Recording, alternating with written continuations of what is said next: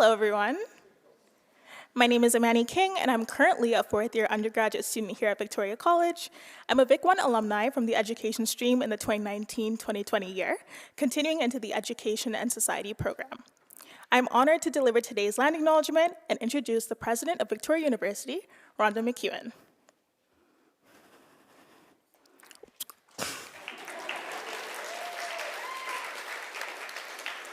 So sorry, every time I talk here, that just occurs, apologies. As I deliver this land acknowledgement, please take a moment to listen and reflect on your relationship with the land. As we join our hearts and minds on this great occasion to open the celebration of the 20th anniversary of the Vic One program, we acknowledge the sacred land on which Victoria University operates. It has been a site of human activity for many thousands of years. This land is a territory of the Huron-Wendat and Petun First Nations, the Seneca, and most recently, the Mississaugas of the Credit River. The territory was the subject of the Dish with One Spoon Wampum Belt Covenant, an agreement between the Iroquois Confederacy and the Ojibwe and allied nations to peaceably share and care for the resources around the Great Lakes. Today, the meeting place of Toronto is still the home to many Indigenous people from across Turtle Island, and we are grateful to have the opportunity to study, live, love, and work in the community on this territory. We are also mindful of broken covenants and treaties and the need to strive to make right with all our relations. As for myself, I'm a settler on this land. I was born in Canada to Jamaican immigrant parents, and I acknowledge that my family came to this land out of choice and were not invited. As I identify as a Black woman, the intersectionality that I face does include societal disadvantages and systemic barriers. However, I have many more rights than Indigenous peoples do on their own land. As someone who wishes to work in education, I acknowledge education was used as a tool of genocide through the system of residential schools and Indian day schools across this country up until the 1990s. As a settler on this land, I encourage you to grapple with your connection to the land, not ignore it out of discomfort, and work towards allyship with the Indigenous peoples of Canada. Thank you for listening to that acknowledgement. I will now introduce President Rhonda McEwen. Dr. Rhonda McEwen is the president and vice chancellor of Victoria University, becoming the 14th president. She began her tenure in July 2022, making history as the first Black woman president at a Canadian university. Indeed.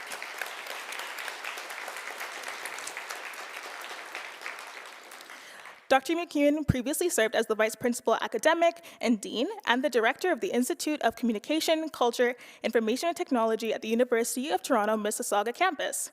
She was U of T's first Special Advisor on Anti-Racism and Equity. Proudly hailing from the islands of Trinidad and Tobago in the Caribbean, Dr. McEwen has brought her excitement and new perspective to reshape Victoria University. Please welcome President Rhonda McEwen.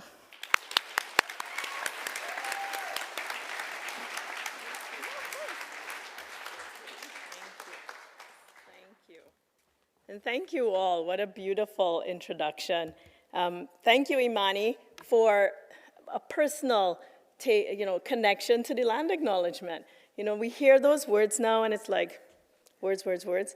And then when somebody delivers it and connects it to their own person and they invite us to do the same, I think it means so much more. So I'm really grateful for you leading us that way. I met Imani. I thought Imani was going to say, hailing from Trinidad and Tobago, she brings the sunshine and the warmth. And I want to just say you're welcome today.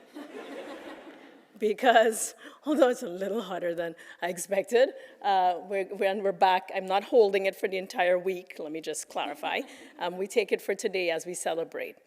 Across the U of T Federation and the Tri-Campus, as Imani said, I come from one of the other campuses, I can attest that imitation truly is the sincerest form of flattery.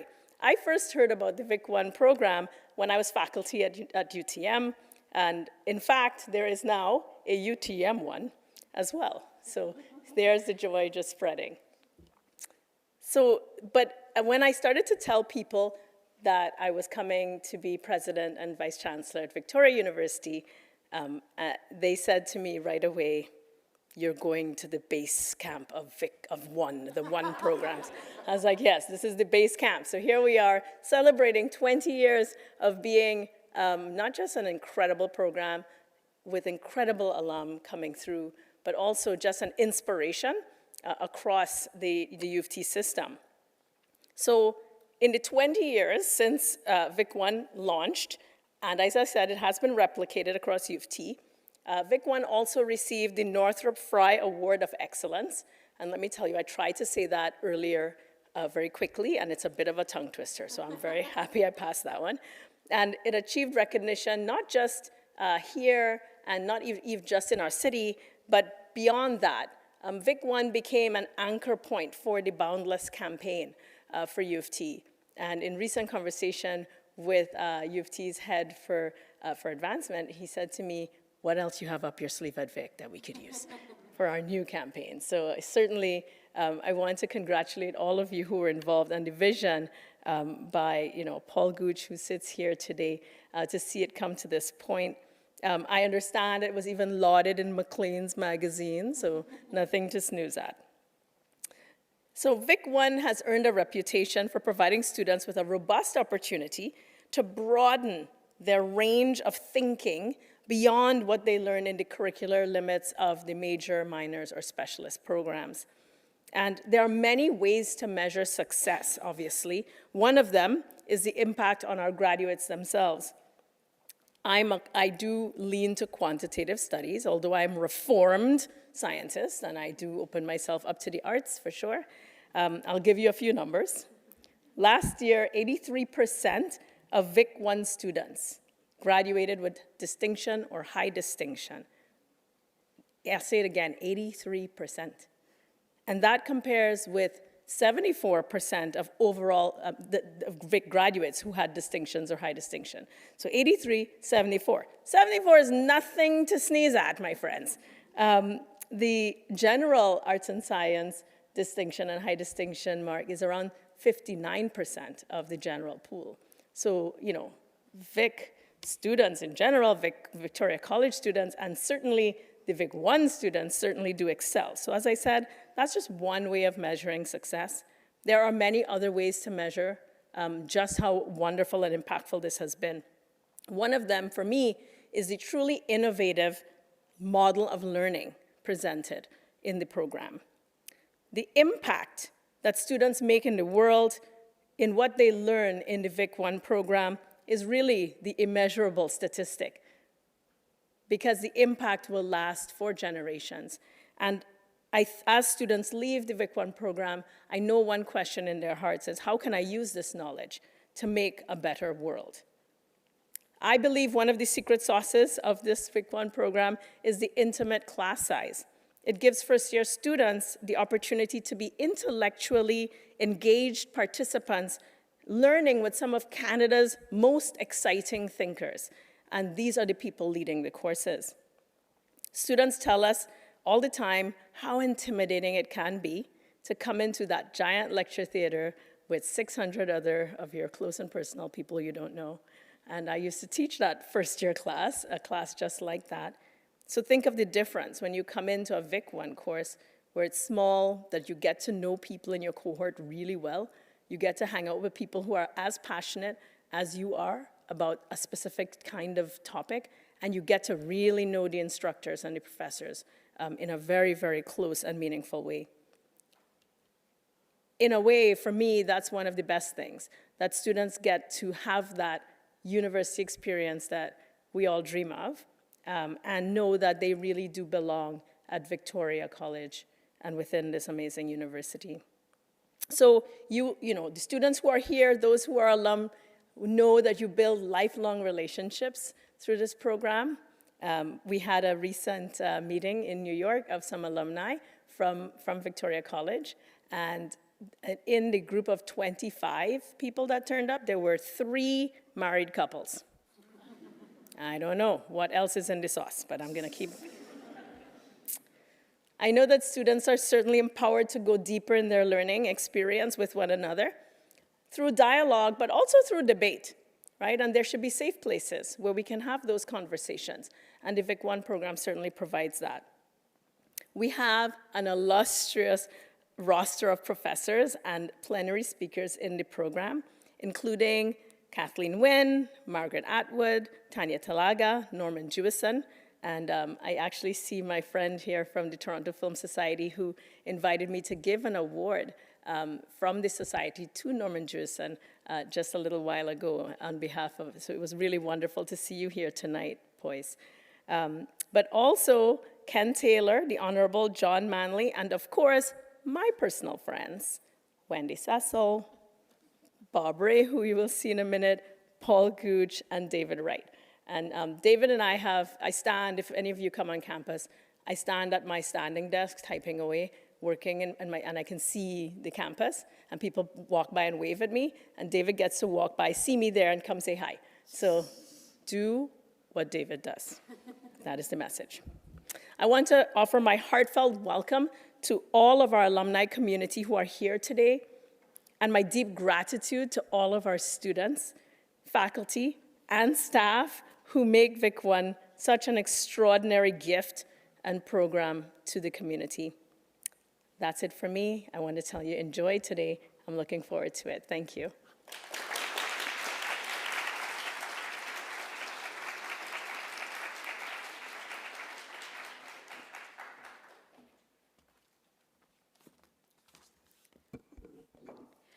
Good evening, Vic One community members.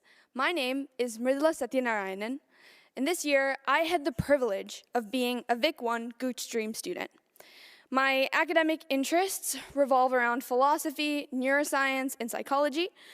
Considering the diverse talents brimming under this roof, if any of you know a job that will bridge those disciplines, please get in touch. My parents would really appreciate it.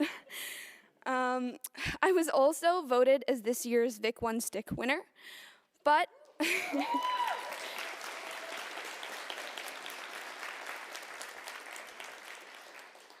but if I'm being honest, Professor Gooch takes the prize for coolest stick in town. His stick actually has these glorious concentric pink horses on it, so yeah, it's a clear victory. It brings me so much pleasure to introduce Professor Gooch because his iconic stick only scratches the surface of his impressive claims. Professor Gooch has over 53 years of experience as a professor at U of T, helping students like myself navigate the worlds of philosophy and philosophical theology. He is the President Emeritus of Victoria University, and perhaps most relevant to everyone in attendance tonight, he co-founded the Vic One program. Now, Professor Gooch has a tagline that humans are stuck between the earth and the sky. Our passions and ambitions seem to surpass the tendrils of nature and reality that grasp at our legs. But in Professor Gooch's case, his tagline gets at how he is the best of both worlds, firmly grounded in community, but an academic and administrative visionary. Professor Gooch will shortly be leading a panel discussion with several Vic One alumni.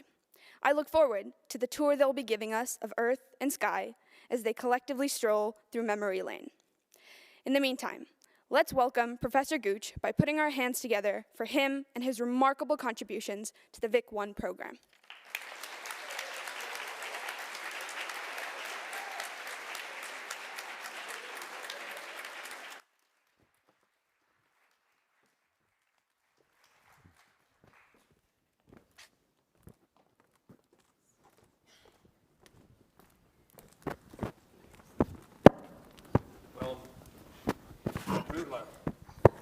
I've already handed in your mark. But thank you so much. Thank you so much for your kind words. Welcome to you all, and welcome to our three panelists tonight.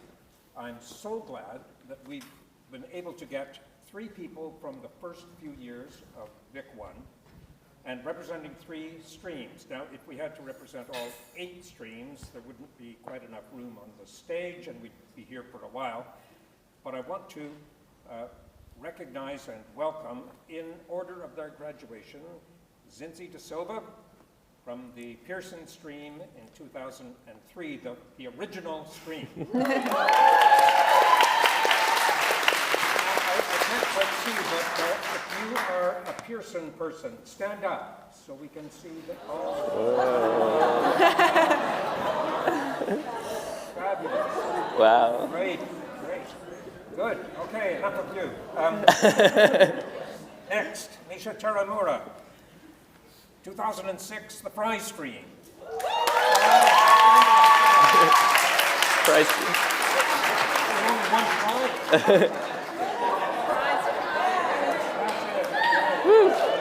Few but mighty.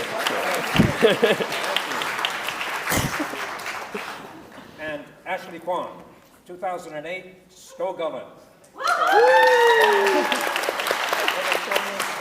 Stand up.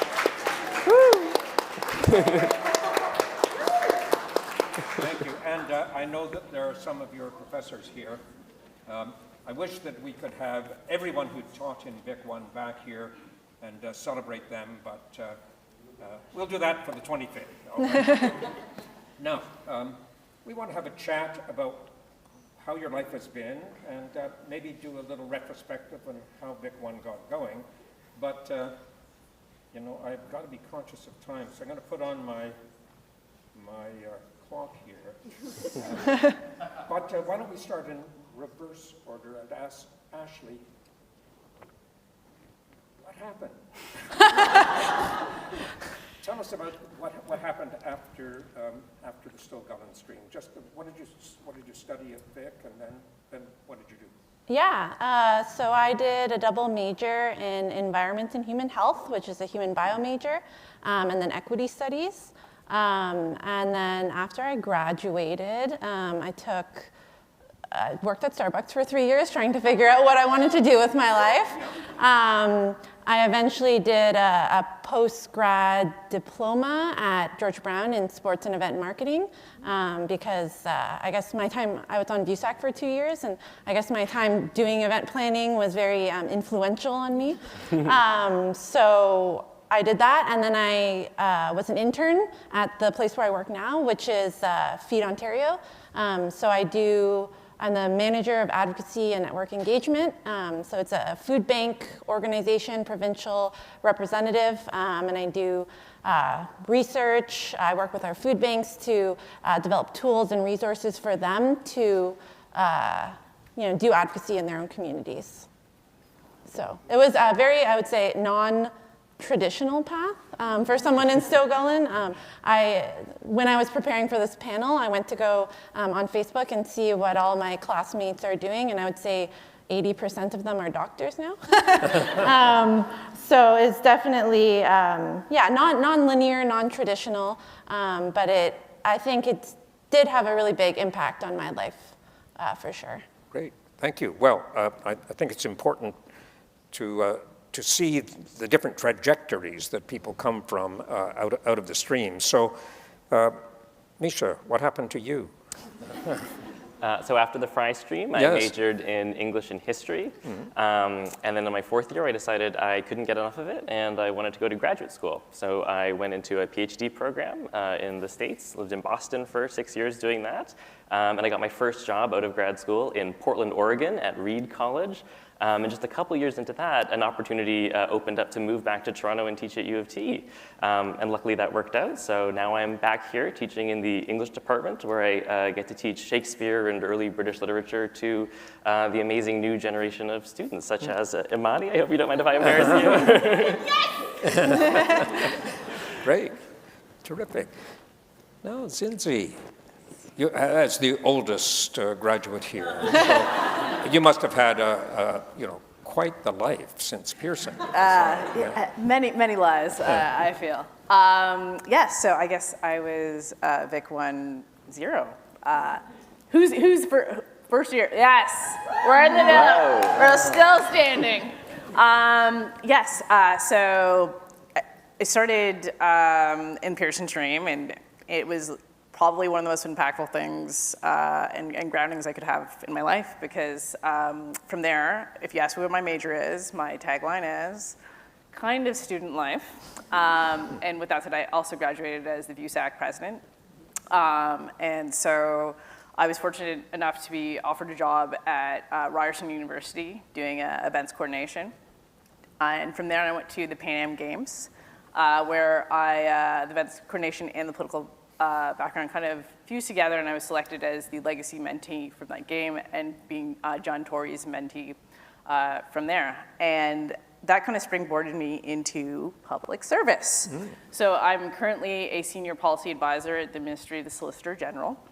And it's been amazing, but yeah, so I'd say that's the fusion points for me of kind of political life, but also kind of just being active socially as well. So. Wow, great. And so you were the first Vic One grad to be VUSAC president. I was, yeah. Well, thank you, Paul. Not the only one. Is Jamie around here?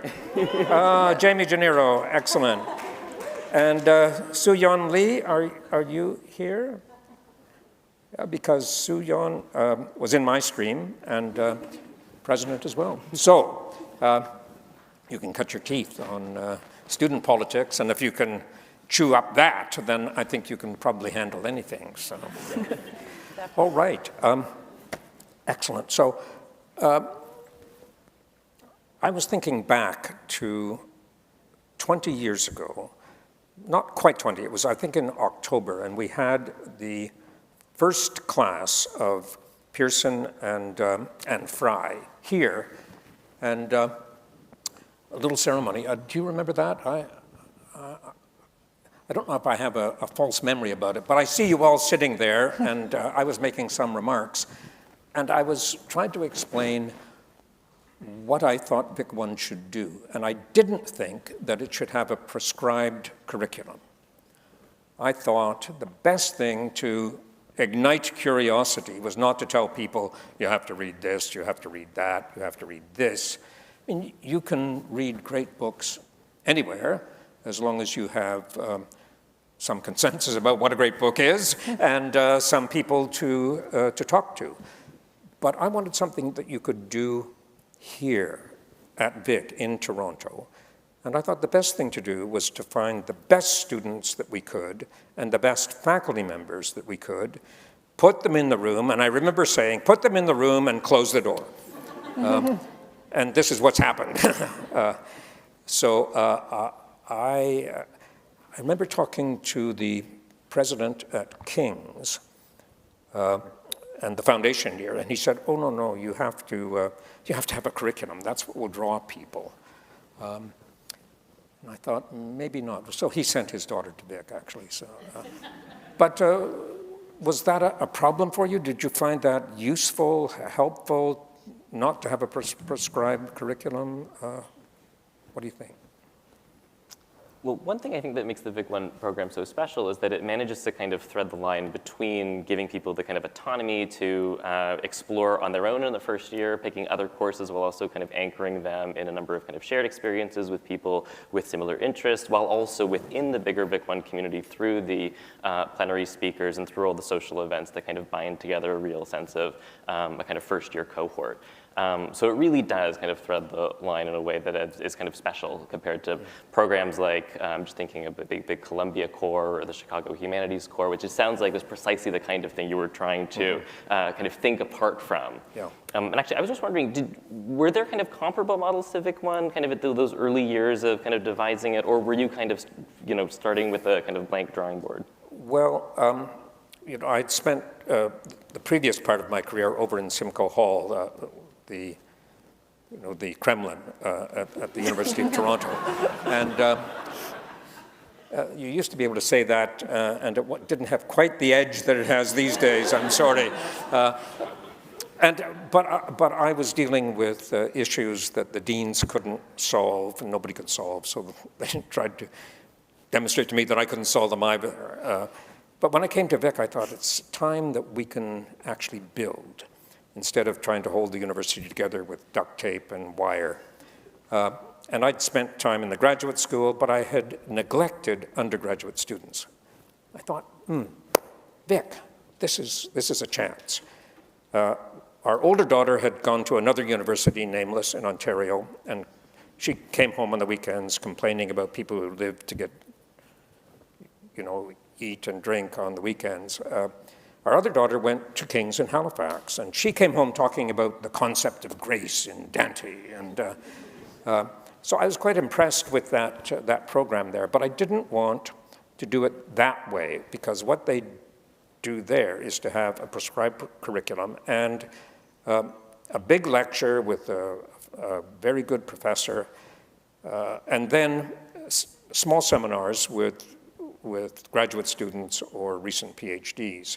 I wanted to flip it and to have the experienced faculty members in the seminars, and then to have a Wednesday in which people could all come together and have their horizons broadened and to ignite other parts of their curiosity. So I wanted to flip it around, but I didn't know anybody who did that. But I was just reading David Brooks in the New York Times, who said, "When I think back on my own best teachers, I generally don't remember what was on the curriculum, but rather who they were. Whether the subject of the course was in the sciences or the humanities, I remember how these teachers modeled a passion for knowledge, a funny and dynamic way of connecting with students. They also modeled a set of moral virtues. That's the kind of knowledge you'll never get from a bot," he said. So let me ask you, did the people who taught you, did they have that kind of influence on you? Cindy. There's one of them sitting there, so be careful. Yeah. No. Actually, we'll ask a question about him very soon. Yeah, you cannot manufacture David Wright, right? He is someone who will just give you like firsthand knowledge. I remember in my Vic One class, when we were talking about negotiations, he's like, when I was, at the General Assembly and I was negotiating, it's like, well, you can't, that's unparalleled anywhere else. So that's one of the greatest features of Vic One, but it's also what I liked about it not being so structured is that I'm a big believer in experiential education in the first place, right? It's like sort of centered around the theme of Charlie Brown at Christmas. It's not what's under the tree, it's who's around that table, right? And so it kind of fosters that you're learning from each other, and more so as life becomes more layered and complicated, and it's really about trying to have that tapestry of experiences. And so when you have that at such a young age here, it grounds you for bigger things, and I'm so thankful for that. So with these type of amazing people, how could you have not, So I appreciate that, Paul. Ashley, what about you? Any memories of? Yeah, I think the structure of Stoke Ellen is really interesting. I think looking at the rest of my scientific education at U of T, you end up learning a lot of stuff. Like it's not books in the same way. You're learning like facts and figures and organelles and all that sort of thing. But I think Vic One was Stoke Ellen in particular was a very good framing for the subsequent years, because I know the Stoke Ellen stream is a little bit different than it was, but in my year it was the history of philosophy and philosophy of science, and the rhetoric, and I think both of those things are not really subjects that you explore until much later on, if ever, and it.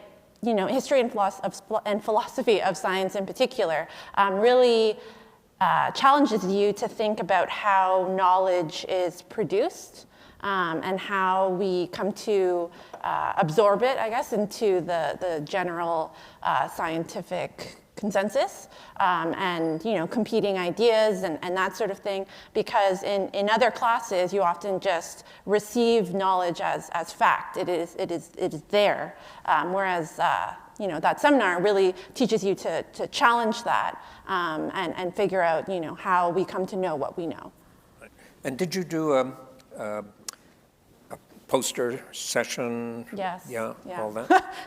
It was very intense, the grant proposal and the posters. I remember our whole class was mildly traumatized afterwards, but it was a bonding experience. So because I was on VUSAC for 2 years after, so it was something that you talk to every former stoner about, or future one, and you're like, good luck. I know what you're going through, but it was definitely a really formative experience for sure. because it's not really something, I think I did a grant proposal again in fourth year, and it was much easier having gone through that gauntlet. But that's not really something normally you get exposed to in first year. Right. Yeah, and afterwards in the reception over in the Gold Ring, in the old Weimar room, there are some posters of projects that current Vic One students and recent Vic One students have done. So you should go and look at those. So, Yeah. Yeah. Any other memorable faculty? People who should not have said what they said, or? Well, I remember my very first class, my very first week, so imagine a kind of room full of 18-year-olds, all walking into Professor Anne Urbansik's class, and the first reading was Derrida. And we all kind of shuffled in with our eyes down, kind of all very timid to be in this space together. And just the grace with which she was able to kind of bring us all to kind of collectively acknowledge we had no idea what was going on in this text, but then to kind of work with us and kind of tease out what we did get, and modeling this idea of what it looked like as a community to come together and kind of grapple with this complex kind of cultural critical object. And I remember you mentioned before, kind of it's these modes of teaching rather than the specific things. And I'll just always remember that as this kind of moment when we were all so nervous and self-conscious, and she kind of was able to kind of meet us there and bring us all together too, to kind of work together to kind of come to this understanding. Anne, are you out there? You are somewhere. No? Send her regrets. Well, we'll have to send her our best wishes. Thank you. Thank you indeed. I have a question for Yeah, you. all right. On that topic, though, Paul, how did you get David right? And how did you get these professors? Like, what shaman do you see that you were able to, like, procure these? Sorry, say that again. How did you procure, like, David Wright? How did you get these people on board in the first place? How did I get David Wright? Well, there's a story. So I decided that we should call these streams Fry and Pearson, not because these men were saints, they had their flaws, and we didn't want to study necessarily their lives or their works, but I thought, look, these are Vic grads who are fascinating people, and they had passions, and so why not get students to kind of connect with those passions? And I thought, well, the best thing to do for Pearson would be to have a retired diplomat, between assignments, someone who would come. And our chancellor at the time happened to be Ken Taylor, who was a well-known name in Ottawa and in the States. So Ken took me to Ottawa, and we went to the Lester Pearson building. It was called Foreign Affairs, I think, then, not Global Affairs. But so I was ushered into the presence of some official who could make these things happen. And I explained what we were doing and how it was important that young graduates contribute to the public service. And there are some out here who have done that. Well, you've done that. And then, before I could help myself, I said, but don't send me somebody who doesn't like young people, because it's not going to work. Then I realized that maybe I should have been a little gentler. A couple of weeks later, I had a phone call, and said, this is David Wright. I'm stepping down from NATO, and Foreign Affairs would like me to come and talk to you. So David turned up. And, I was thinking maybe for a term or a few weeks, and he came for a year. And then he came for another year. And David, stand up, would you? It's so great to see you.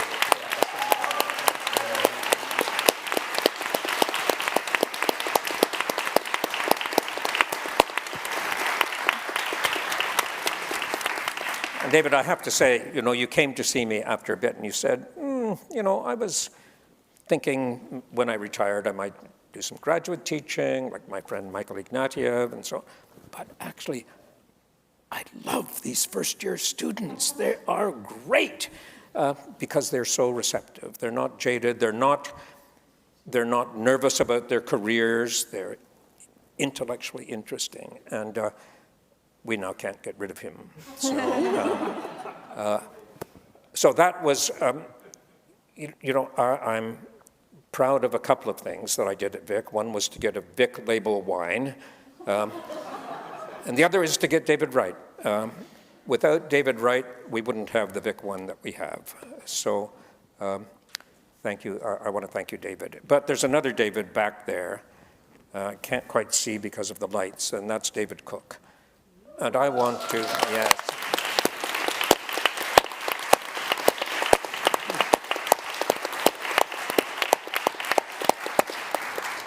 So Mridula said that I was co-founder, and that is exactly right. You didn't mention the other co-founder, and that is David Cook. David was principal, and David is a very wise person, because I'd come in with ideas to the principal and say, David, here's what we could do. And he'd say, great plan, General, where are the troops? And so David got the troops. I worked at the Simcoe Hall level with the presidents and the Dean of Arts and Science and the vice presidents and so on. David went round to the chairs, and he talked to the chairs about this program, because, as you know, departments are very jealous about their discipline. And they didn't want Vic to be teaching philosophy or history if it was not one of their courses, right? So to have a program that was as broad as this took a little finessing. But I think that what happened was that I kept talking and David kept talking, and finally the university rolled over and said, okay. We never actually did, I shouldn't say this, but we never did get Vic One as a program approved. We got the courses approved, and then we called it Vic One. So that's what we did. That's how it got going. And the University of Toronto is a big place. So I was telling some of you that to make changes, you can't just do it from the top down. You have to infiltrate, and you have to do something over here so that people say, what's going on there? So my motto for Vic is provoke to envy. And that actually happened when people saw the great students that we had and the great faculty. They said, well, couldn't we do that too? And so they've all tried to do it, but none of them has 8 streams now. So it doesn't matter where you're going in your studies at U of T, there's a stream for you at Vic. So. I think I'm being told to wrap, so wrap up. So, okay, any last words as we wrap? Just congratulations to everyone involved in 20 years. Yeah. I have a question though, Paul. Yeah. If you could describe founding Vic One in 3 words, what would they be? Amazing students, faculty. Okay. And you're going to see how amazing it is right now.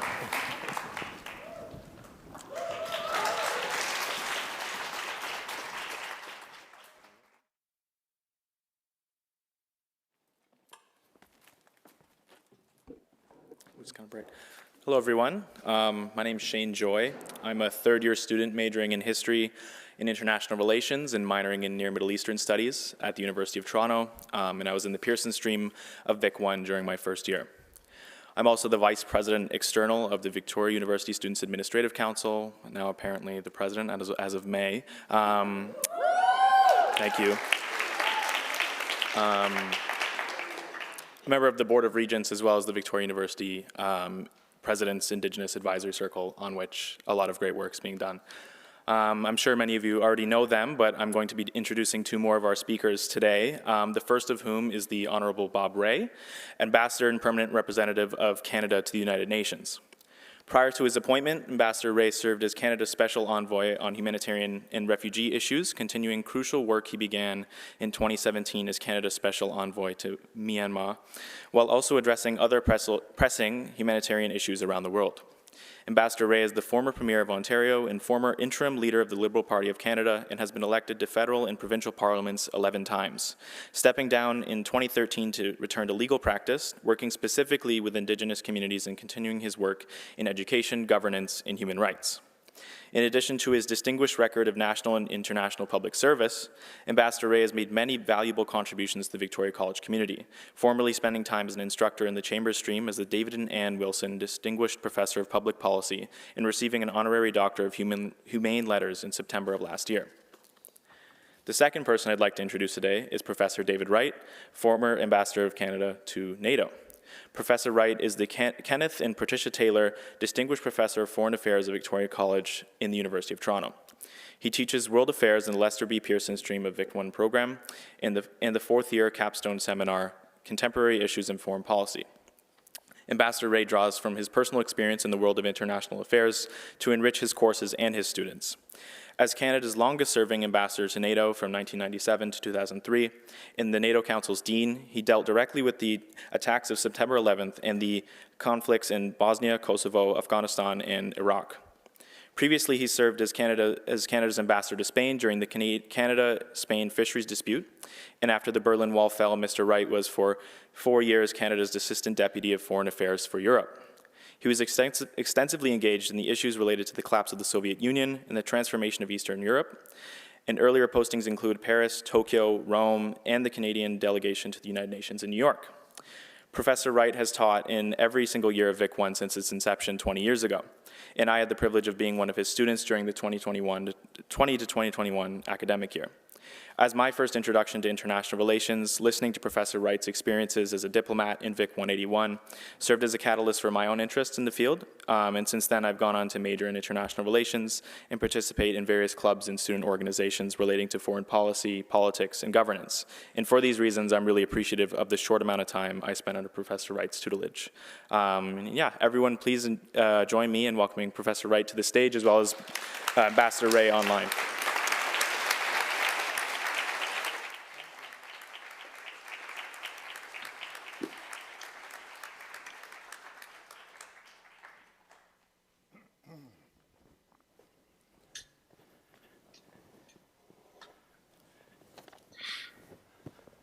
Well, first, I'd like to make sure the mic is working.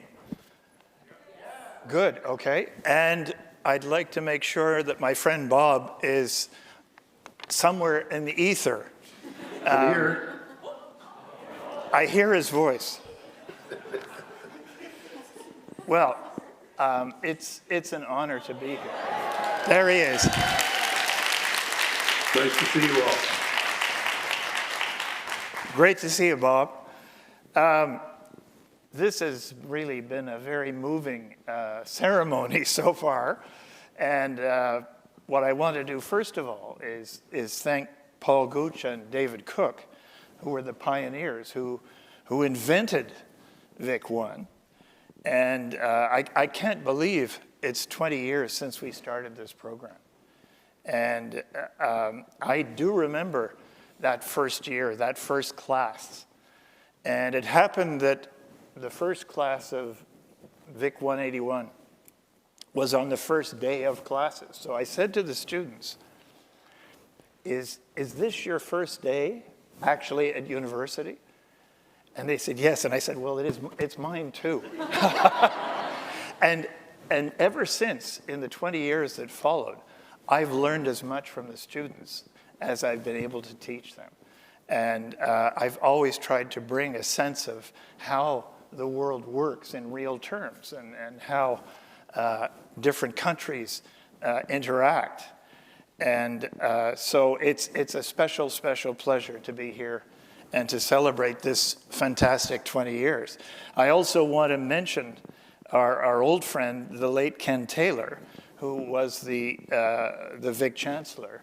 And he played such a key role and was one of my mentors years and years ago in the Foreign Service, as was Bob's father when he was ambassador to the UN. And I was a young officer there in the 1970s. So first, I want to say something about Bob because he's been a friend for a long time. And Canada is very, very lucky to have Bob at the UN at this very crucial time, and we're very lucky to have him here with us tonight, speaking from his home in New York.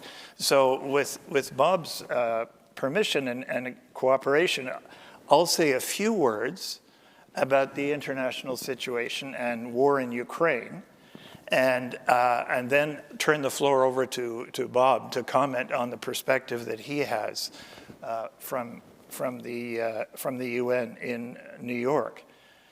So this bloody, awful, horrible war has been going on for 14 months now. And what has Putin done? He's broken international law. He invaded a sovereign state. He targeted civilians and civilian infrastructure.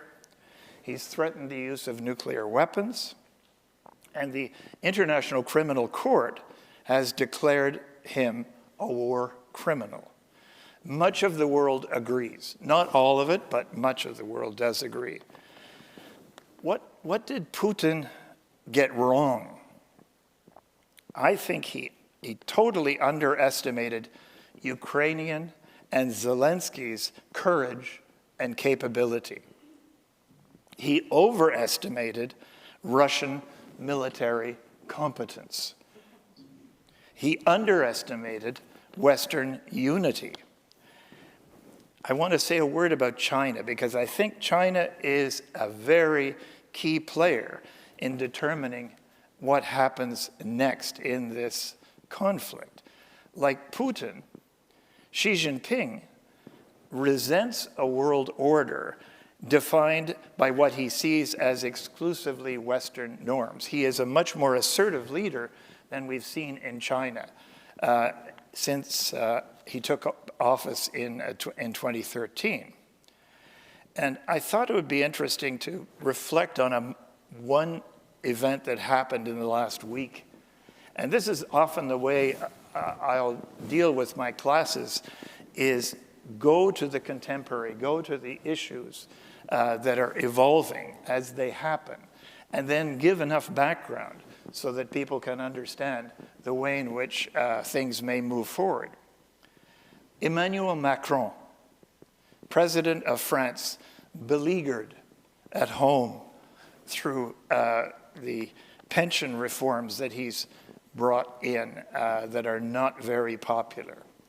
He was accompanied by European Commission President Ursula von der Leyen, and they visited Xi Jinping in China. And Macron asked Xi to bring Putin to his senses. What are we to make of this? What are we to make of that initiative? Is Macron simply trying to change the channel from his domestic problems, from his domestic woes? Or is Europe trying to deal more independently with seriously dangerous geopolitical reality? There are a number of factors at play here. One is that China is the only power that Putin needs and respects. Russia is clearly the junior partner in this relationship. Second, China wants a constructive relationship with Europe for its own long-term interests. And third, the US-China relationship is very bad. Taiwan looms large. So Macron saw a moment where he could take the initiative and move forward. What was Xi Jinping's response? Enigmatic, as usual. As was his position in Moscow a couple of weeks ago when he met with Putin on the question of providing arms to Russia. But let's watch this space in the coming weeks. We'll see. Putin is unhinged. He's causing such destruction. And he's in a box. He has very few real allies. The Illuminati of the international community, Belarus, North Korea, Iran. And domestically, he lives in a bubble where no one tells him what he doesn't want to hear. Opposition leads to prison, as we've seen with Alexei Navalny, or to death. And so his KGB past has made him very paranoid about the situation domestically, and he has deep, deep resentment about the West, having lived through the collapse of the fall of the Berlin Wall and the collapse of the Soviet Union as a mid-level KGB officer. The West has been remarkably united. Finland has just joined NATO, making it 31 countries. Sweden will follow, I'm confident of that. And there has been remarkably strong financial, intelligence, and military support for Ukraine. But care has been taken to avoid provoking Putin into World War III. Jens Stoltenberg, SecGen of NATO, has been superb. And Joe Biden has done very, very well with an extremely difficult agenda. His visit to Ukraine was dramatic and reassuring. U.S. assistance to Ukraine has been massive, but the U.S. will inevitably and soon become consumed by the 2024 election. And the Trump follies and indictments will suck a lot of the oxygen out of the room. So again, I think that's why a player like Macron feels a responsibility to get out there and take some risks. So just a few concluding remarks. Ukraine is the center of an epic fight between democracy and autocracy.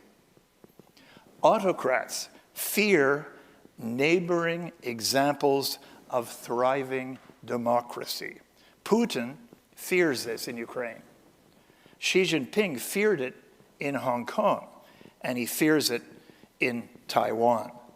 So the implications of this struggle are global, and the one person who has a totally global perspective on this is my friend Bob in New York. So where does it all go next, Bob? Well, first, the easy question.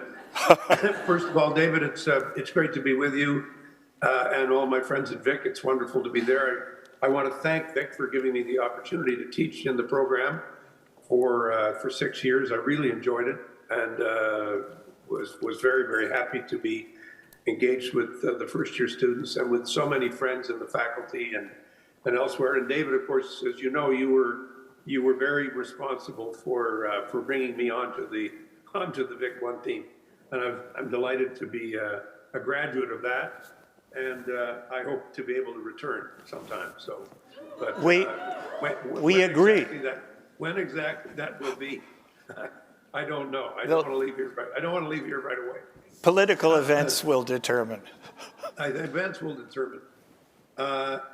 To say nothing of the Prime Minister, depending on what I say from time to time. I think you've described it well, but I do think that there are other elements in the global crisis which we have to bring to bear. The first one is what I call the tectonic plates at the UN. These things are piled on top of each other. And ever since the process of decolonization started soon after the end of World War II, we've had the presence of not of 52 or 3 countries that signed the UN Charter at the beginning, but now we're up to 193. And we have countries represented that have come into the assembly with a sense of grievance and a sense of their history with the imperial structures of the past, their sense of exploitation, their sense of being undervalued and taken for granted, and the very real inequalities that have been produced by different technologies having different impacts. The extent of global change has been huge, and the challenges are huge. So that's an underlying reality that we have to deal with. The United Nations is not the West. It's not people who only think like we do. It's not people who consider themselves to be part of a democratic structure. We have to understand most of the people living in the world today do not live in democracies. They do not live in countries that that respect human rights, or that even hold up human rights as a sort of a basic premise of how they want to conduct themselves. So the value structure that we've created in Western countries over a long period of time, and that really have also been part of the structure of the UN, is under challenge. And I feel that every day. I feel that we have to explain and justify and be consistent, and these are challenges. Second, I think the other development that's taken on a new meaning for all of us is climate change. It's had a hugely destabilizing effect already on the planet, and we know that a worse is yet to come because of the fact that the buildup of the emissions in the atmosphere creates just an enormous challenge for the climate, for the predictability of weather, for, on the other hand, the predictability of major change happening, droughts, the rising sea levels, the Northwest Passage will no longer be closed to traffic. Lots of things are happening that affect all of us, every country. And we're all affected, but we're not all affected in the same way. And the pandemics have had a similar effect. The most recent pandemic, of course, being one of the most, certainly the most serious since 1919. So when you put all that together, I think we have a huge challenge globally. And my job is to, when I go through this recital with my betters in Ottawa, they say, well, don't you have any good news for us? Don't you have anything positive to tell us? And I say, well, the positive thing is we're still alive, and the positive thing is we're still, as long as we breathe, there's hope. And so we need to understand that there are opportunities for the world, and there are opportunities for Canada. And I think we need to spend a lot of time as a country thinking about what those opportunities are. And I think the chances for our young graduates today to participate in these challenges is enormous. And the skill sets that people bring to these challenges is going to be incredibly important. And they're going to be bigger and better sets of skills even than you or I had in graduating at different times. But I think it's a critical time for the world. And I must say, I feel very privileged, extremely privileged and very honored to be here at this moment in time, knowing that, my term here lasts for maximum 5. Maybe I'll match your NATO record of 6. I don't know. I'm pushing I may be pushing the envelope. But it's an incredible opportunity. And I must say that the other part of my job that I enjoy is that I've tried to redefine it a little bit, to do more public advocacy, to be talking to students more. I do Zoom calls on a regular basis around the world, talking to young people in every part of the world about what's going on, what Canada's views are, how we connect to what's going on. And I think that is, in fact, an integral part of the new diplomacy. I don't think it can just be quiet. I think it has to be quiet and effective, but I also think it has to be a diplomacy of advocacy. And so far, that's what I've been doing. And until my leash gets pulled even harder than it occasionally does, I'll keep on doing that. But I think we're living at a time when we have to articulate for Canadians, but also for others, what's really happening here and why the stakes are so high and why it's important that we continue to maintain our values as well as advance our interests. And I think that's very much part of what I try to do here in New York. I think one of the things I'm most encouraged by is that even in the most repressive regimes, in Putin's Russia, in Iran, where women are being so restricted and mistreated, and the terrible case of Masa Asiri stands out. And in China, the opposition to the rigidity of the authorities has come from young, educated people. And that is the future. It reminds me of the time years and years ago when the opposition to the war in Vietnam in the United States was led primarily by students and by young people, but who were just so strongly united in their recognition that this was a miscalculation by the US establishment. And they were right, and the establishment was wrong.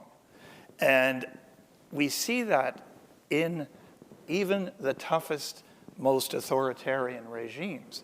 These young people who get up and make fun of the government, hold up blank pieces of paper in China, and then they're arrested for it because of what the blank pieces of paper could have said. And the young people who oppose the mullahs in Iran and their treatment of women, and the young people and the professionals in Russia who basically, when Putin took the action he took in the last 14 months, have left the country in droves. This has been a huge brain drain, which is going to cost Russia very steeply.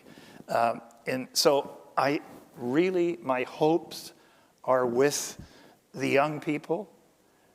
It's one of the reasons I love teaching so much and love exchanging views with the students. And I see a sign that says 2 minutes, so. But the Vic One generation and all of your counterparts around the world, they are the hope for the future. It's yours. You're inheriting it with all of its problems and with all of its joys and satisfactions as well. And go for it. Go for it. Try to play your part. And it's amazing what individuals with determination and good direction and strength, what they can achieve and what you can achieve collectively. So over to your generation, and I am still optimistic about the future because of you.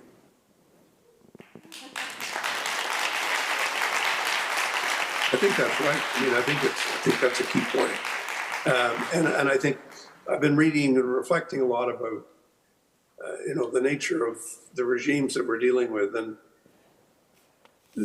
it's not the kind of totalitarianism that we've seen in the past. It's an attempt to be autocratic, and it's an attempt to gain total control. And in some ways, technology makes it easier for them to control things. Yeah. But technology also makes it more difficult for them to control things, because the secret to the technology that we have is that people can get information that can't be controlled entirely by the state. No matter how hard the state tries, there are ways in which people are able to communicate with each other and able to express themselves. And the other thing that makes me optimistic, I have to say, is, quite honestly, we're on the right team. I mean, democracy is a good thing. Pluralism of decisions is a good thing. Women's equality is a good thing. Appreciating ethnic diversity and recognizing that you don't have to repress ethnic groups, religious tolerance and the celebration of difference, the way in which we've come to terms with issues around sexuality and sexual identity. These are hugely important values. They've liberated so many people from terrible repression and oppression. And so when people say to me, well, don't you feel that you're kind of up against these bigger, I say, yeah, but they've got terrible ideas. They are defending worst possible systems. And that's what I think we have to have more confidence in the values that we have.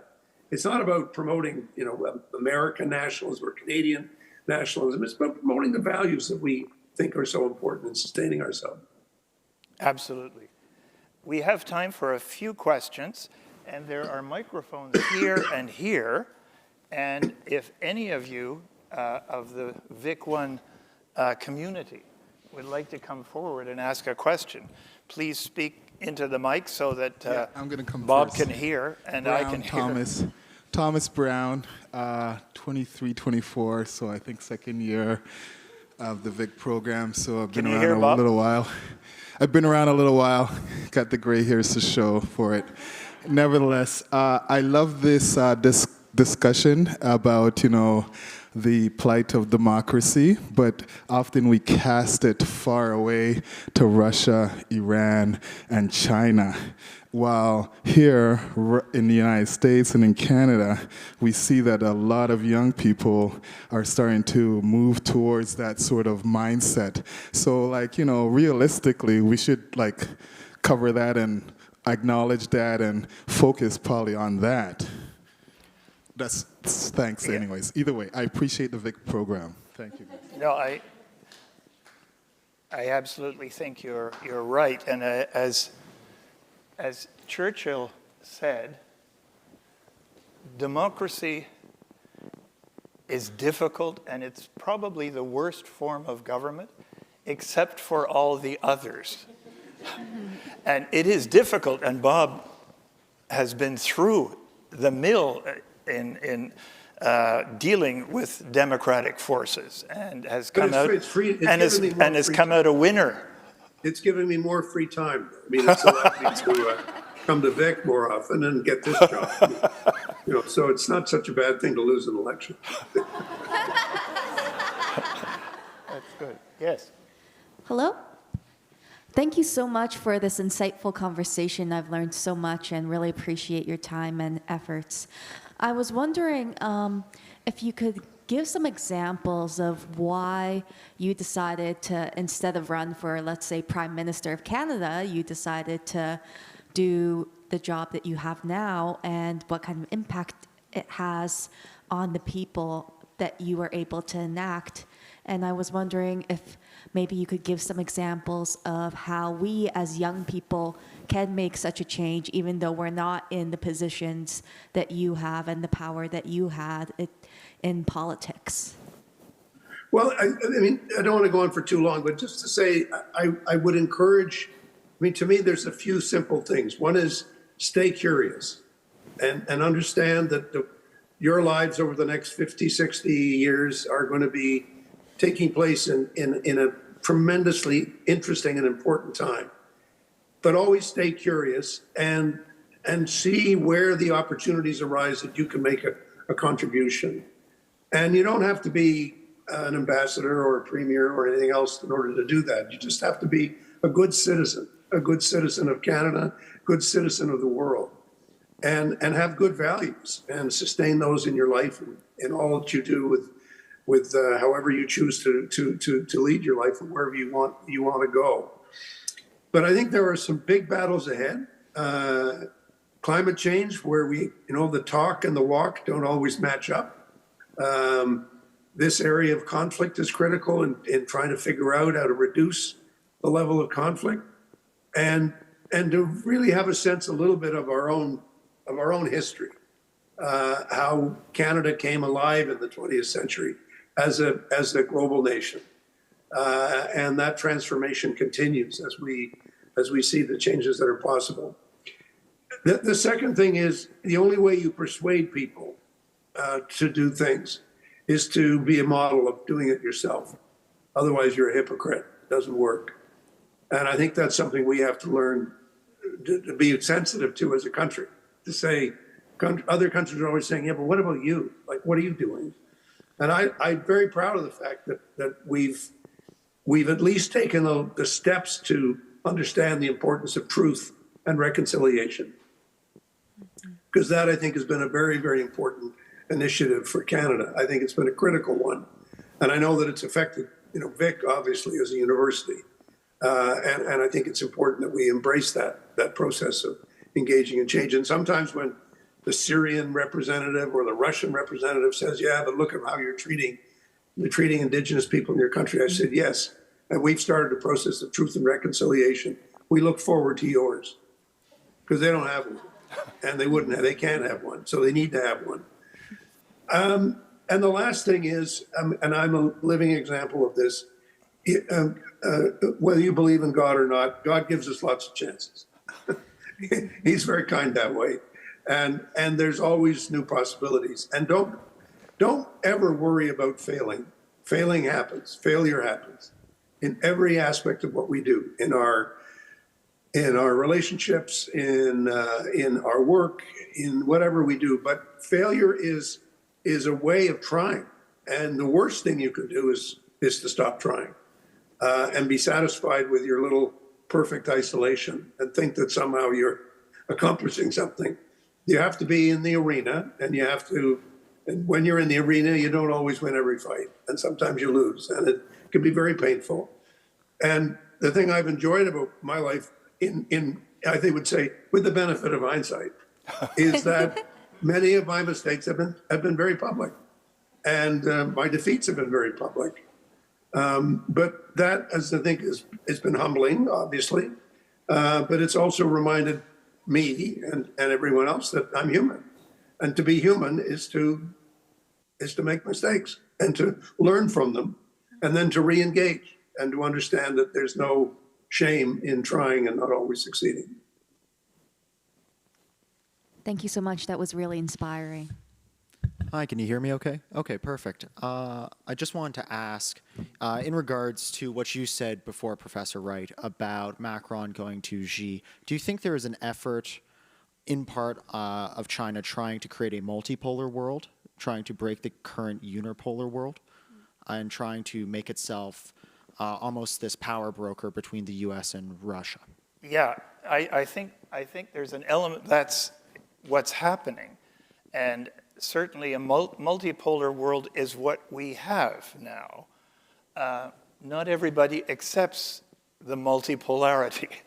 And there are some parts of the United States that resist that idea very strongly. To me, the US-China relationship is the crucial relationship bilaterally now in the world. And I would like to recommend a book that I've just read on this subject, which is really interesting. Let me get my phone so I can write it down. Yeah, well, you'll remember it. It's called The Avoidable War, and it's written by Kevin Rudd, who was the Prime Minister of Australia, but who lived much of his life studying China and living in China, and is a tremendous expert on China, but rose to become Prime Minister of Australia. And he's just now being named as Australia's ambassador in Washington, where I have a feeling he's going to be a crucial player even in US thinking on dealing with the China relationship, because it is a tough relationship, and I think it's one that bears a lot of attention. What we see publicly in terms of their 12 points and so on is not so relevant. What really matters is what's happening underneath. And anyway, Kevin Rudd's book is terrific, and I recommend it strongly to everyone who's interested in geopolitics. Thank you. Last question.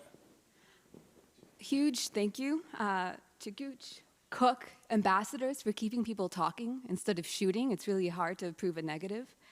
I was born in the former Yugoslavia, present-day Bosnia and Herzegovina, so your class influenced me quite a bit. And this Vic One program was also a foundation throughout my university experience and life, and going back to the Balkans and applying some of those principles that were learned and trying to build peace 30 years later amongst generations. And I wonder, how can the values that we have here in Canada, the pluralism, not the acceptance or tolerance of diversity, but the celebration of diversity, how can that be exported in the current thought climate that we have?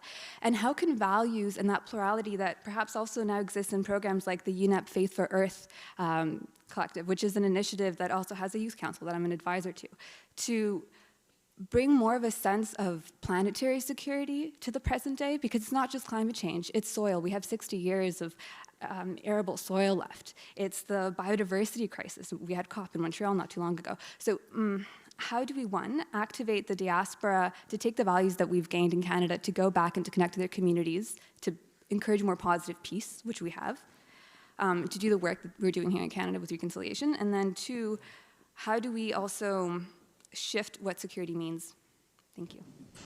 Well, I think you've said it all. I mean, I think you're describing it. I would say immodestly, I wrote a book called Exporting Democracy, which was exactly about this issue because I worked with a foundation called the Forum of Federations and looked at how, Canada's journey to federalism was not top down. It was very much a learning process, and we'd gone through our own, experience as a country when English and French were fighting, when we failed to recognize the importance of Indigenous issues. Lots of examples where we, but we have become, in a sense, we have the world much more deeply embedded in us than ever before. And that process will only grow because we're taking in so many immigrants every year, so many people from outside coming into Canada and becoming Canadians, and also representing us, who we are in the world.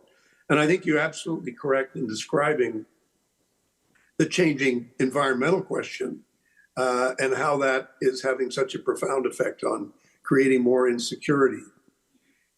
I think that's the only thing that I would say that's a little different from what your perspective, and perhaps it's a function of chronology. I don't know, but the world has never been a secure place. Don't ever delude yourself into thinking that there was some time in history when the world was secure. Most people in the history of humankind have only known insecurity, have only known fear, and have not lived in a condition of freedom or human security. The vast majority of people did not live out their time on Earth. They were killed or died or starved or moved. All that insecurity is there. It's the history of that. That's part of our history. So the challenges we face now are new, and they're more global in the sense that our perspective now, there's no excuse not to think globally. So you have to think globally to get to where you want to get to.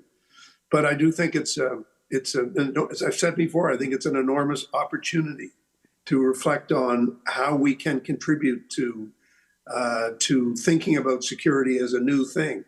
David was very involved as a diplomat when Lloyd Axworthy was the foreign minister, and Lloyd was very keen on talking about human security in the post-Berlin Wall period of time as being the real focus. The real focus should not just be on the security of the nation state, because the nation state is challenged in many ways in the global community we're in. It's about talking about the security of people. And then if we have that human security agenda, which I still think is extremely relevant and important, that then allows us to say, okay, how do we build a better world? And that's really what we're trying to do. And it's very exciting, it's challenging, but think of how long it took to build a single cathedral in Europe in the 13th or 14th century. It took a long time. So we have to recognize that we're builders of a project that's going to take a long time, and that will never stop. It will never cease being part of what we do. I think for countries, for leaders, for institutions, and for individuals, I think the key is leading by example, actually doing what has to be done and proving how effective it can be, no matter what challenge one is facing. And it doesn't have to be from a prominent position of a prime minister. It can be in an NGO. It can be as a crusading human rights lawyer. It can be as a journalist who observes something terrible and wants to right the wrong that she or he observes. There's so many ways one can make a difference in this world. So one message I always give to my students is caution is overrated. Go for it. And as Bob said, don't be afraid to fail. Going for it is so important. And what often we see is the dialogue of promises and big speeches and so on, and then very little actual practice. And it's that practice that matters. It really is the crucial.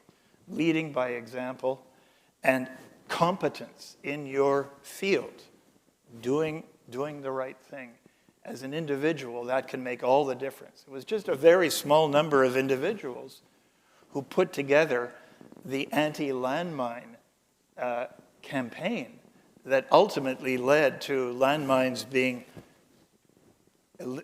partly or largely eliminated from many parts of the world, and winning the Nobel Prize as a consequence of that initiative. So go for it, and individuals like all of you can make a big, big difference. Thank you, Bill.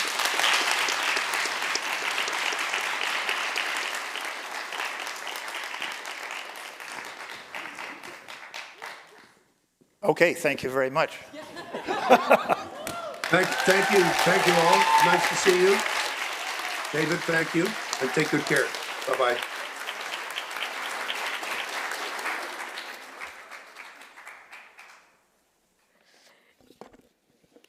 Thank you for that. But good evening, everyone. Tough act to follow. I hope everyone is doing well in this fine evening of Vic One's 20th year celebration. And I mean, how can we not? So many cool people, energies, so much happening. And taking from that, hello, everyone. My name is Anisha Huck. I'm a third-year undergraduate pursuing a double major in economics and statistics. And I was a part of the Vic One Chamber stream in 2020-2021.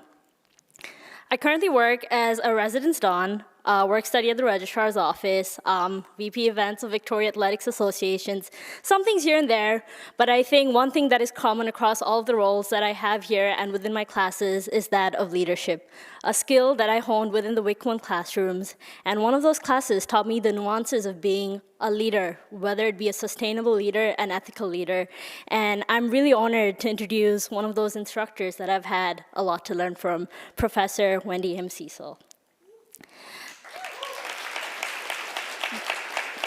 Dr. Wendy M. Cecil graduated in Vic in 1971. She began her business career at the Toronto Stock Exchange and eventually became the Vice President of Business Development at Braskin Limited, now Brooksville Asset Management. Throughout her career, she has been a very active volunteer, filling leadership positions with many nonprofit organizations, including St. Michael's Hospital, the Canadian Opera Company, the Royal Canadian Geographical Society, and many others. She's the recipient of the Therese Casgrain Award for Volunteer Leadership, and in 2016 was named the member of the Order of Canada. As an honorary captain in the Royal Canadian Navy, she serves in advisory capacities on board ships and on land, assisting in public outreach for the Royal Canadian Navy. One thing that I always associate with the Royal Canadian Navy is the term Bravo Zulo, which means well done, and that is something we always fought for in our classroom, like who would Professor Cecil give the Bravo Zulo to? So for all the Bravo Zulos, she gave us a huge Bravo Zulo to you, Professor.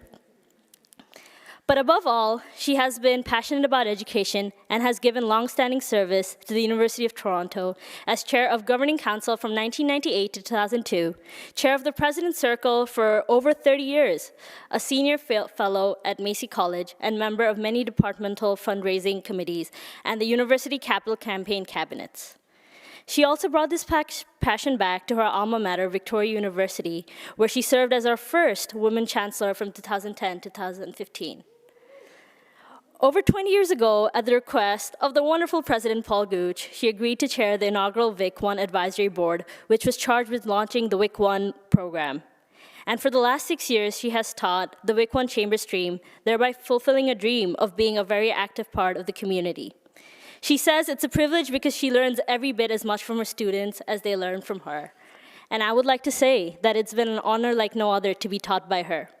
Her thoughtfulness, empathy, and knowledge transcends beyond the borders of the classroom. She always took her time to write like 3-4 paragraphs of individual feedback on our journals, and even through her screen, she always made us feel that we were heard. Even when I met her recently, she took her time after one of her classes to chat with me and hear my thoughts about the world and changes in leadership, and that was such a huge thing to me because she's a leader in her own right, and as a leader, I look up to a lot. For someone who's completing her first year online, alone, isolated, 10 hours ahead of time, what is world at this point? Vic One was more than just a community. It was a place where we learned the power of our voices by listening to so many wonderful people around us.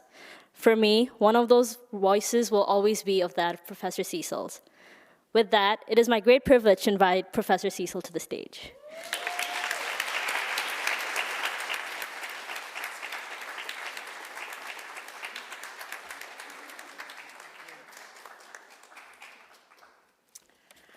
Well, thank you, Anisha. I will need to pull up my socks to live up to the person that she just described, and I promise you I will try to do that.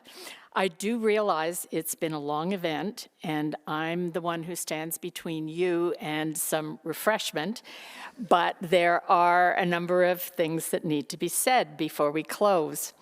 I have the great pleasure of giving the closing remarks tonight on the occasion of these wonderful two-day celebrations of Vic One. First, thank you to everybody who came out to gather with us here this evening for engaging with us in the celebration of this remarkable program. As you've heard many times over the course of the last couple of days, Vic One has not only changed the face of undergraduate education at Vic and further abroad at the University of Toronto, but it has really changed lives of those who participated in the program, whether as administrators, as professors, or as students. Whether affirming academic choices, opening minds to new possibilities, generating new relationships, some of which we learned ended up in marriage, or creating the foundation for future studies, this program has had a huge impact. I had the great honor, as you've heard, of chairing the Vic One Advisory Committee at the request of President Emeritus, then President Paul Gooch. And it was charged with establishing the program 20 years ago. And I've got to tell you, we are just thrilled that it happened and then that it has evolved in the very way that we had hoped it might, with more streams, more students. We imagined it, but of course, somebody has to make it happen. And Vic One is a point of pride for many, many people. There are a number of thank yous to offer this evening. However, before I do that, I'm very happy to be able to share some exciting news with you. Hot off the press, okay? Are you ready? In my role as honorary chair of Defy Gravity, the campaign for Victoria University, I'm delighted to announce that we have just received a significant endowed gift from Stephen Coxford, Vic 74, which will fund a new annual lecture at Victoria College. Presented each year as one of the Vic One plenary sessions, the Coxford Lecture at Victoria College will feature a prominent public figure with stature in the field of law, economics, diplomacy, social justice, or advocacy, and will address one of the great public issues, public policy issues of the day. The lecture will be open to alumni and to other members of the University of Toronto community. Now, unfortunately, Mr. Coxford could not be with us this evening. However, he does send his very best to all of you, and he asked me to share the following statement with you. It is a pleasure to be able to support an annual lecture at Victoria College. It is my hope that the speaker each year inspires members of the university community and contributes to the intellectual and academic mission of the college. I'm so sorry that I cannot be there with you tonight to celebrate. However, I offer my sincere congratulations to all those involved with the Vic One program and to its alumni for sharing their intellectual curiosity and for inspiring us all with their many achievements. So that's some very good news, and he will hear about this response, so thank you for the applause for Mr. Coxford. And now to some richly deserved thank yous. To the members of the Vic One Advisory Committee, to the faculty, staff, and alumni of the Vic One program, thank you for creating, teaching, administering, and engaging in this marvelous program. It wouldn't happen without you. Thanks to President McEwen and to President Emeritus Gooch, who inspired the creation of Vic One and launched it. It began as a twinkle in his very blue eyes, and now look at it. And thank you to Vic One alumni, Misha Teramura, Zinzi Da Silva, and Ashley Kwan, and to current Vic One students, Imani King, Midrula Satyan Arayanan, Shane Joy, and Anisha Hook for their participation in this evening's program too. And of course, extra special thanks are due to Ambassador David Wright and to Ambassador Bob Ray for their very stimulating discussion and for all that they have done respectively to make the Vic One program so special for so many. Thanks also to Professor Principal Esterhammer and Professor Ira Wells, Academic Programs Director, and to Professors David Cook, Anne Urbancic, and the late Sheila Cook, too, for the many ways in which all of these individuals have and continue to contribute so richly to Vic One. If you're getting the idea that it took a lot of people to make this happen, this is only the top sort of layer. There are many, many more who have brought all of this about. Finally, to the staff in the Victoria College Principal's Office, Carol Beattie and Emily Fu. The staff in the Alumni Affairs and Advancement Office, Helena Herskovici and the Victoria Events and Food Services teams. We offer sincere thanks for your efforts in helping to bring this special celebration to life. Over 20 years ago, we had a dream, and all of you have made it come true. Thank you for coming tonight. We are shortly going to move across the road to the Gold Ring Center for our reception as soon as I clap my hands and say this is over. But one more time, thank you for coming tonight, and we are all going to look forward to seeing you in 10 years when we gather to celebrate 30 years of Vic One. You can go and have refreshments. Thank you.